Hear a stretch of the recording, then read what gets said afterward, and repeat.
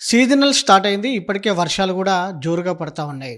Present రాష్ట్రంలో విష జ్వరాలు ప్రబలకుండా ప్రభుత్వం ఎలాంటి జాగ్రత్తలు తీసుకుంది? ప్రధానంగా డెంగ్యూ అటు హైదరాబాద్ నగరంలో ప్రబలుతుందనేది కూడా వార్తలు వస్తున్నటువంటి నేపథ్యంలో మనతో పాటు మాట్లాడడానికి director of public health doctor Ravindra Nayak గారు మనతో పాటు ఉన్నారు. వారితో మాట్లాడించే ప్రయత్నం చేద్దాం. సార్ చెప్పండి. ప్రెజెంట్ విష జ్వరాలు ప్రబలుతున్నాయని చెప్పి హైదరాబాద్ నగరంలో వార్తలు వస్తా ఉన్నాయి. దీనికి సంబంధించి మీరేమంటారు?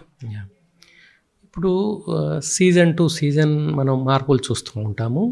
సో వర్షాకాలంలో వర్షాలు పడుతుంటాయి కాబట్టి మనకు వెక్టార్ బార్న్ డిసీజెస్, తర్వాత ఎయిర్ బార్న్ డిసీజెస్, తర్వాత వాటర్ బార్న్ డిసీజెస్ వస్తుంటాయి. సో ముఖ్యంగా మనం వెక్టార్ బార్న్ డిసీజెస్ గురించి మాట్లాడితే ప్రిపేర్డ్నెస్లో మనం మే 22వ తారీఖునే మనం ఆల్ జిల్లాలకి గైడ్లైన్స్ పంపించి ఉన్నాము. ఆ తర్వాత టైం టు టైం జూమీసీ ద్వారా ఆ ప్రిపేర్డ్నెస్ మానిటరింగు, తర్వాత డ్రగ్స్ కానీ, కన్జ్యూమబుల్స్ కానీ, సర్జికల్ ఐటమ్స్ కానీ, ఐవీ ఫ్లూయిడ్స్ కానీ, ఓఆర్ఎస్ ప్యాకెట్స్ కానీ, హెచ్ఆర్ కానీ, ఇవన్నీ కూడా మనం తయారు చేసుకొని కావలసినంత క్వాంటిటీలో మనం సన్నద్ధమై ఉండాలని చెప్పి ఉన్నాము. సో మన సబ్ సెంటర్సు, పిఎస్సిస్, ఆపై హాస్పిటల్స్ అన్నీ కూడా వారి వారి యాక్షన్స్ని బట్టి, వారి రెస్పాన్సిబిలిటీస్ బట్టి అన్నీ తయారై ఉన్నాయి. తర్వాత ముఖ్యంగా మనం చూస్తే మన వర్షాకాలంలో నీళ్లు నిలిచి ఉండే అవకాశం ఉంటుంది, వర్షం పడుతుంటుంది కాబట్టి. సో ఇండ్లల్లో మనం ముఖ్యంగా చేయాల్సింది ఏమిటంటే, ఎక్కడైనా స్టాగ్నెంట్ వాటర్ ఉంటే మోర్ దెన్ 1 వీక్ అవి నిలిచి ఉండేటట్టు చూడకూడదు. సో అవి మనం స్టాగ్నెంట్ వాటర్ని మనం కంటైనర్స్ని మనం వేకెంట్ చేయాలి, అంటే నీళ్లు పారబోయాలి. ఇది చేసేస్తే మనం గుడ్డు నుంచి లార్వా నుంచి మస్కిటో రాకుండా మనం జాగ్రత్త పడవచ్చు. సో దీంట్లో ముఖ్యంగా మనం ప్రజలందరికీ విజ్ఞప్తి ఏంటంటే, స్వీయ ఇట్లాంటి ప్రిపేర్డ్నెస్ సొంతంగా కూడా మనం క్లీన్లీనెస్, నీట్నెస్, ఆ తర్వాత పరిశుభ్రత అనేది ఉండాలి. తర్వాత పరిసరాలు కూడా పరిశుభ్రంగా పెట్టుకుంటే ముఖ్యంగా ఏంటంటే, మనం ఇప్పుడు వాటర్ కూలర్స్ కూడా వాడుతుంటాము. తర్వాత కొబ్బరి చిప్పలు ఉంటుంటాయి, తర్వాత మనకి టైర్స్ ఉంటుంటాయి, ఓకే, తర్వాత పిట్స్ ఉంటుంటాయి, ఓకే. సో వీటిల్లో వాటర్ నిలిచి ఉండే అవకాశం ఉంటుంది కాబట్టి మనం అవి ఖాళీ చేస్తే గ్రోత్ అనేది ఉండదు. సో మస్కిటోస్ రాకుండా ఉంటే ఈ వెక్టార్ బార్న్ డిసీజెస్ మనం చాలా అదుపులో పెట్టుకోవచ్చు. సో ఇదొకటి మనం డ్రై డే ఫ్రైడే ద్వారా చేస్తూ ఉంటాము. మన IEC activities dry day Friday ద్వారా మన జిల్లాల్లో చాలా ముమ్మరంగా సాగుతూ ఉంటుంది. సార్ ఇప్పటివరకు డెంగ్యూ కేసులు ఎన్ని నమోదైనాయి? ఏమన్నా కేసెస్ ఎక్కువగా నమోదైన జిల్లాలు ఏమైనా ఉన్నాయా? సో డెంగ్యూ కేసుల గురించి మనం మాట్లాడితే ఏంటంటే, సేమ్ పీరియడ్ జనవరి నుంచి ఆగస్టు మొదటి వారం మనం కనుక చూసుకుంటే లాస్ట్ ఇయర్కి తగ్గి ఉన్నాయి. డెంగ్యూ తగ్గి ఉన్నాయి, మలేరియా తగ్గి ఉన్నాయి, మనకి చికెన్ గునియా కూడా తగ్గి ఉన్నాయి. ఇంకా వేరే మనం వాటర్ బార్న్ డిసీజ్ తీసుకుంటే అక్యూట్ డైరియల్ డిసీజ్ కానీ, మన డిసెంట్రీ కానీ అవి కూడా తగ్గి ఉన్నాయి. సో ముఖ్యంగా ఏంటంటే, నార్మల్ పీరియడ్ ఇప్పుడు ప్రీవియస్ పీరియడ్, ఇప్పుడు మనం వర్షాకాలం కాకుండా ప్రీవియస్ పీరియడ్ చూసుకుంటే వర్షాకాలంలో తప్పనిసరి ఈ మస్కిటోస్ బ్రీడ్ అయ్యి వచ్చే అవకాశం ఉంటుంది కాబట్టి ఈ చర్యలు తీసుకుంటే మనం అదుపులో పెట్టుకోవచ్చు.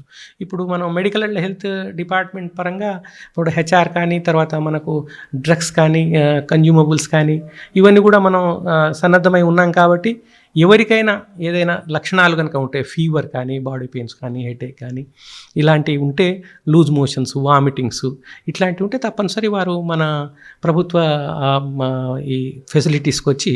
సార్ ప్రధానంగా ఒకటి చెప్పండి, హైదరాబాద్ నగరంలో డెంగ్యూ కేసులు ఎన్ని నమోదైనాయి? నంబర్ అనేది కాదు, ముఖ్యంగా మనం చూస్తే ఏంటంటే వస్తాయి కదా, తప్పనిసరి వస్తాయి.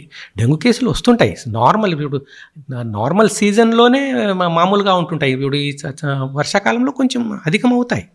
సో అది కాకుండా ఉండడమే మనం చర్యలు తీసుకుంటున్నాం. సో ప్రిపేర్డ్నెస్, తర్వాత ఐఈసీ యాక్టివిటీసు, తర్వాత మనం తీసుకునే జాగ్రత్తలు, పరిశుభ్రత, సొంత పరిశుభ్రత ప్లస్ పరిసరాల పరిశుభ్రత, ఇది మనం చేసుకుంటే తప్పనిసరి మనకు రిజల్ట్ కూడా ఉంది. ఇప్పుడు వర్షాకాలంలో చూసుకుంటే మనం అదే చెప్తున్నాం. లాస్ట్ ఇయర్ మీరు జనవరి నుంచి మనం ఆగస్టు మొదటి వారం కనుక చూసుకుంటే 5వ తారీఖు వరకు ఆ ఫిగర్ చూసుకుంటే అన్ని ఈ వెక్టార్ బార్న్ డిసీజెస్ తక్కువగా ఉన్నాయి.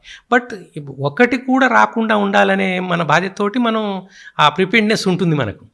తగ్గినా కూడా మనం ఈ మొత్తంగా తగ్గిస్తే ఇంకా మనకు మంచిది కదా, జ్వరం అవి రాకుండా చూసుకోవడం. ఇంకోటి ఏంటంటే ఇప్పుడు ఈ సీజన్లో మనకి వెక్టార్ బార్న్ డిసీజెస్ కానీ లేకపోతే వాటర్ బార్న్ డిసీజెస్ కానీ లేకపోతే ఎయిర్ బార్న్ డిసీజెస్ ద్వారా ఒక ఫీవర్ వచ్చే అవకాశం ఉంటుంది కాబట్టి ఫీవర్ సర్వే కూడా రెగ్యులర్గా మనం జరిపిస్తుంటాము. సో అన్ని జిల్లాల్లో first round of fever survey నడుస్తుంది. ఇంకా కొన్ని జిల్లాలు first round of fever survey complete చేసుకుని సెకండ్ రౌండ్, అంటే ఇది రెగ్యులర్గా జరిగే ప్రక్రియ.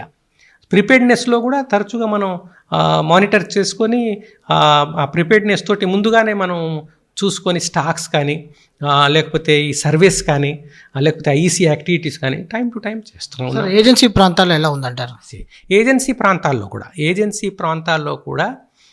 ప్రాంతాలు కానీ లేకపోతే రూరల్ ఏరియా కానీ లేకపోతే అర్బన్ ఏరియా కానీ అన్ని చోట్లలో ఈ ప్రిపేర్డ్నెస్ అనేది అన్ని చోట్లలో చాలా సవ్యంగా జరుగుతుంది.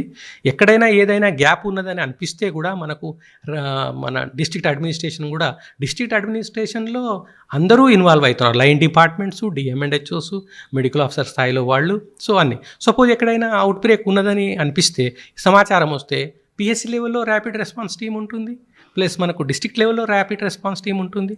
కాబట్టి ఎక్కడ మన రెస్పాన్స్ ఇవ్వాలో, ఎక్కడైతే మనం ర్యాపిడ్ రెస్పాన్స్ టీం అక్కడ మనకు ఇమీడియట్గా మనం వెళ్ళి ఆ చర్యలు తీసుకోవాలో తప్పనిసరి మన డిపార్ట్మెంట్ చేస్తుంది. సార్, దాంతోపాటుగా ప్రధానంగా ఫీవర్ సర్వే లాంటివి ఏమైనా నిర్వహిస్తూ ఉన్నారా? ఎస్, ఫీవర్ సర్వే మనం నిర్వహిస్తూ ఉన్నాము టైం టు టైం. సో ఇప్పటికీ అన్ని జిల్లాలు ఫస్ట్ రౌండ్ ఆఫ్ సర్వే, అంటే అది నిరంతర ప్రక్రియ. అది ఇప్పుడు ఈ సీజన్ కంప్లీట్ అయ్యేంత వరకు అది నడుస్తుంది. సో చాలా మట్టికి పెద్ద పెద్ద జిల్లాలు అయితేనేమో ఇంకా కొంచెం టైం పడుతుంది. బట్ అయినప్పటికీ కొన్ని జిల్లాలు అయితే first round of survey complete చేసుకొని సెకండ్ రౌండ్లోకి వెళ్తారు. అంటే ఇది నిరంతర ప్రక్రియ. అంటే ఫస్ట్ రౌండ్లో ఎంతమంది పేషెంట్స్ గుర్తించారు, ఎంతమందికి చేశారు? సో ఇది కూడా చూస్తే మనం లాస్ట్ ఇయర్కి అగైన్ జనవరి నుంచి మనం ఆగస్ట్ 1 5వ తారీఖు వరకు చూస్తే ఫీవర్ సర్వేలో కూడా ఫీవర్ కేసెస్ కూడా కంపారేటివ్లీ తక్కువ నమోదైనాయి.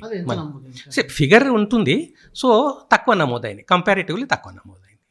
ఓకే సార్, ఫర్దర్గా పబ్లిక్ ఏం చెప్పదలుచుకున్నారు? ఎస్, సో నా విజ్ఞప్తి ఏంటంటే ప్రభుత్వ పరంగా మెడికల్ అండ్ హెల్త్ డిపార్ట్మెంట్, డిఎంఎండ్హెచ్ఓస్ వారు చేసేది వారు చేస్తూ ఉంటారు, పిఎస్సీల ద్వారా, యూపీఎస్సీల ద్వారా, సబ్ సెంటర్స్ ద్వారా. అట్లాగే ఏదైనా అడ్మిషన్స్ అవి ఉంటే పిఎస్సీలో అడ్మిట్ చేస్తారు. ఇంకా పై సెంటర్స్కి అవసరం అనుకుంటే secondary level institutions, tertiary level institutions కూడా జరుగుతుంటాయి. నా ముఖ్య విన్నపం ఏంటంటే అందరితో పాటు మనం ఇప్పుడు ప్రభుత్వ పరంగా ప్రభుత్వం చేసేది చేస్తూ ఉంటుంది, but participation of public is also very important. So నా విజ్ఞప్తి ఏంటంటే ముఖ్యంగా పరిసరాల పరిశుభ్రత, ఆ తర్వాత స్వీయ పరిశుభ్రత, తర్వాత మనం తీసుకునే వాటర్ కానీ భోజనం కానీ ఫ్రెష్గా తీసుకోవాలి. ఇప్పుడు వాటర్ మనం కాచి చల్లార్చిన వాటర్ తీసుకుంటే మంచిది ఆరోగ్యానికి. అట్లాగే భోజనం ఫ్రెష్లీ కుక్డ్ ఫుడ్, వేడి భోజనం తీసుకుంటే మంచిది. స్టేల్ ఫుడ్ తీసుకోకూడదు, అంటే పాసిపోయిన భోజనం చేయకూడదు.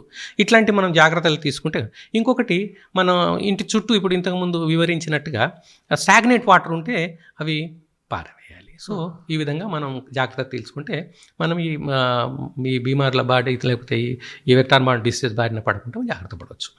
ఇది వైద్యారోగ్య శాఖ మాత్రం విష జ్వరాలపైన తాము అప్రమత్తంగా ఉండమంటూ కూడా చెప్తా ఉన్నారు. ఇప్పటికే మొదటి రౌండ్ ఫీవర్ సర్వే అనేది పూర్తి చేశామంటూ కూడా అధికారులు చెప్తా ఉన్నారు. వీడియో జర్నలిస్ట్ సాగర్తో వంశకృష్ణ, జీ తెలుగు న్యూస్, హైదరాబాద్.